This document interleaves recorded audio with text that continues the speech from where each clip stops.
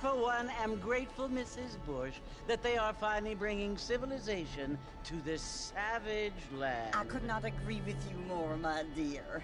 My daddy settled this land, and I know he'll be looking down on us, pleased at how we help the natives. Yes, they've lost their land, but they've gained access to heaven.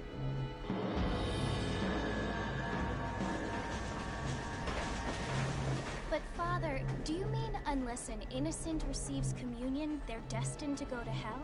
That hardly seems fair. What I mean to say, Jenny, is that there is a great deal of difference between an innocent and a savage. I never thought of it that way. Yes, they lived like animals, but they're happier now.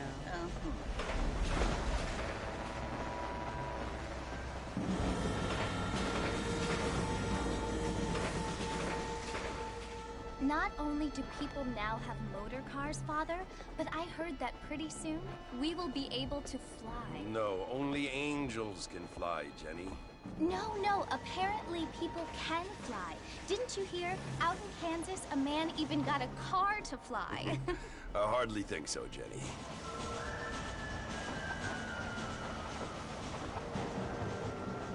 Apparently, Mr. Johns wants to run for governor, which is why he's so concerned with cleaning up the state. Nate Johns. Yes. His family is nothing but hillbilly trash that came here after the war.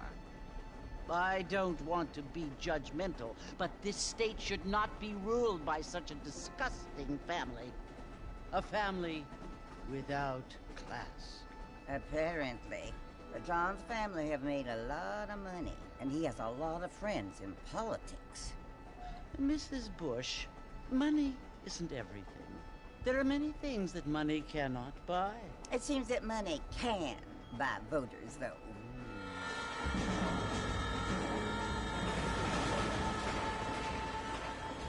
What you must remember, my dear, is that we have been brought here to spread the word. And the word and civilization, they are the same thing. They are the gifts.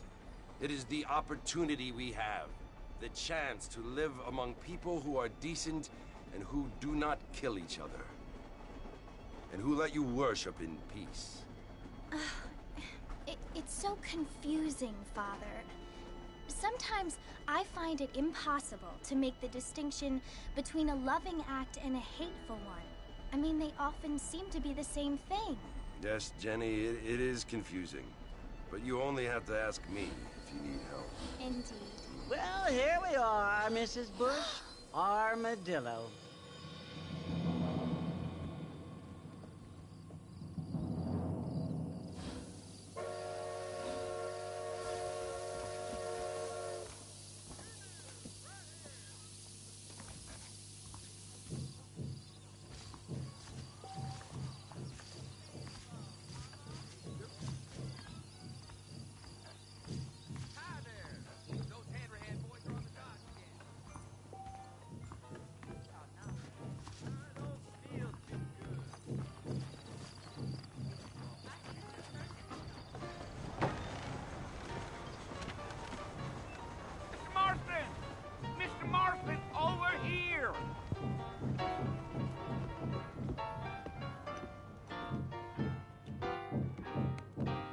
Must be John Marston. Sometimes. I'm Jake.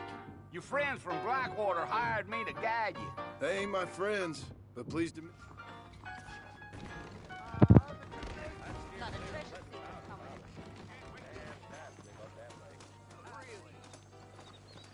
All righty, Mr. Marston, let's get. Is that right? Take it easy until we're out of town. Ain't no point in causing a ruckus. Giddy up.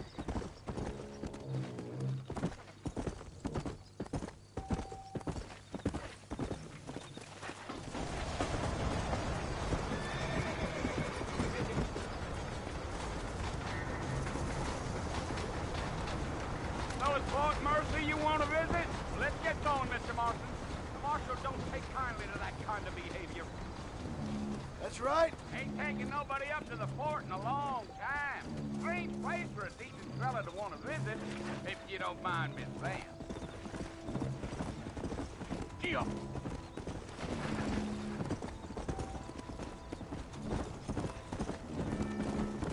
Yeah, Are you planning on spending any time in Armadillo, Mr. Marston? I doubt it. I ain't planning on staying very long. Well, if you're fixing for some female company, you can do a lot worse than Armadillo. Fine as cream gravy they are. Not like beef around.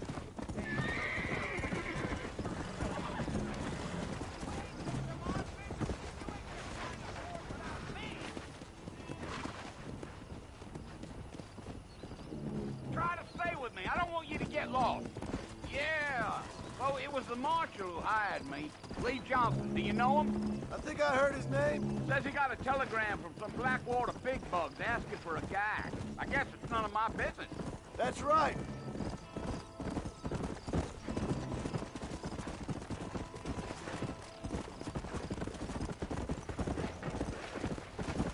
You ain't very talkative, are you? Nope. I'm just chewing the dog, mister. It's how I am. I don't mean nothing by it. Trust me. There's things you're better off not knowing.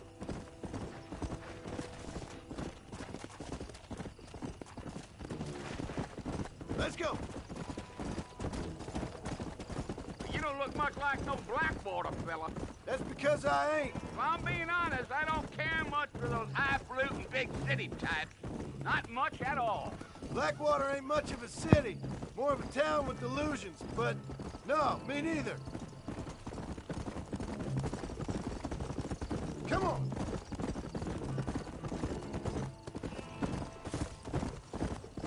A fella told me he was out in Blackwater a few months back and saw one of them newfangled carriages without horses.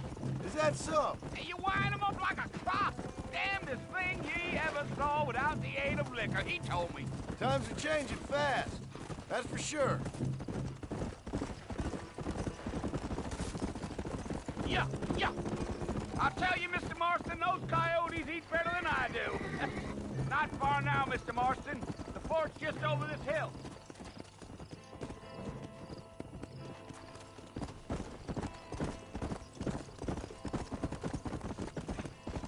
Come on.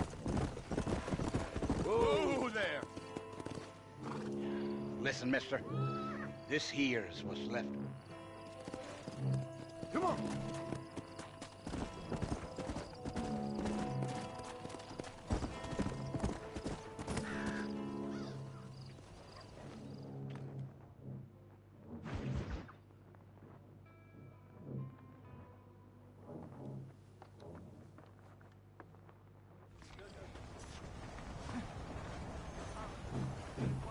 Hey, you hear about that gunslinger? Came in from Blackwater to take out the woman. Schoolhouse. The things you say.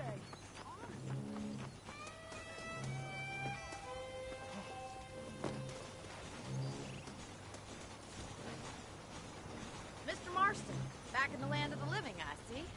Figured it's about time I started paying back that $15.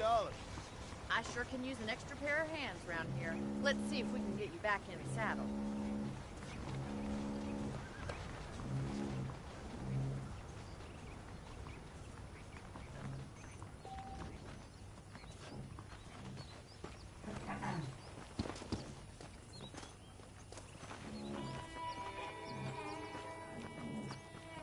There's the foreman's office. It's also where we lock up good-for-nothing outlaws, such as yourself. I'm happy enough with my current quarters right now, Miss McFarland. Hop on up. He won't bite. Come on, time for you to see what a real ranch looks like.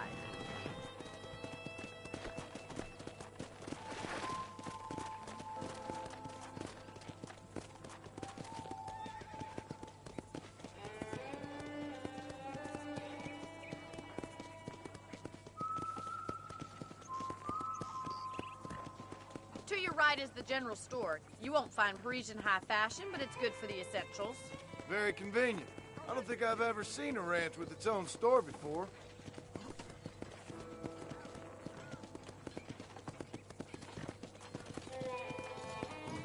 Giddy up! And here's the corral. This one's for the horses. What do you think? I'm no expert, but it certainly looks like a fine corral. I suspect you've stolen more horses than you've broken. Now, where'd you get such an idea? First impressions are hard to erase.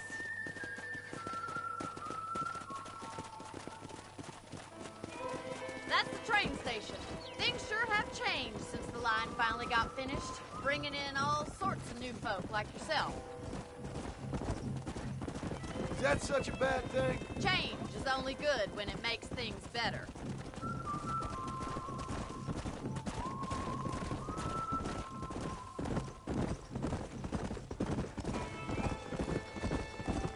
That's the barn over there. Paul built it himself when I was just a little girl.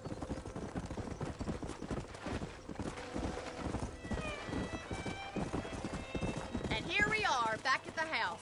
Let's stop for a while before we head out on patrol. You'll get no complaints from me, Miss McFarland.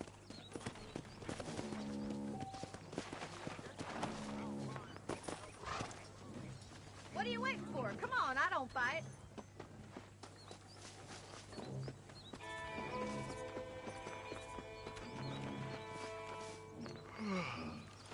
How about a cold drink, Mr. Mark? Come on, then. Let's mount up and take a look around.